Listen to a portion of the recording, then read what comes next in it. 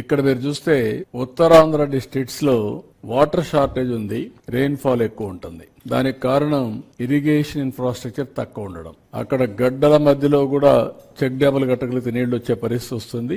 Ground water table కూడా పైనే ఉంటుంది, అయినా కూడా చాలా వరకు నీటి సమస్యలు ఉన్నాయి. రాయలసీమ డిస్ట్రిక్ట్స్ కానీ, ప్రకాశం, నెల్లూరు డిస్ట్రిక్ట్స్ ఇవన్నీ కూడా ఫ్రీక్వెంట్ గా డ్రౌట్స్ రావడం, దీనివల్ల అగ్రికల్చర్ పూర్తిగా దెబ్బతింటా ఉంది. రాయలసీమ మనం చూస్తే రతనాలసీమగా చేసే అవకాశాలు ఉన్నాయి నీళ్లు ఇవ్వగలిగితే.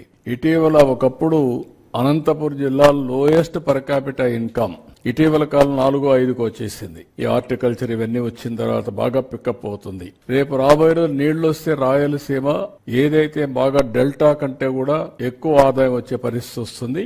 ఇది రాయలసీమలో మీరు చూసిన తర్వాత అనంతపురం జిల్లా నేనే ఒకప్పుడు రాయదుర్గ ప్రాంతాన్ని ఎడారిగా మారిపోతుందంటే ఎడారిగా మారిపోయే పరిస్థితిలో మారకుండా చేయడానికి నిధులిచ్చి అక్కడ ప్రయత్నాలు చేశాం. అలాంటిది ఇప్పుడు చాలా వరకు ఆ జిల్లా బాగుపడే పరిస్థితి వచ్చింది.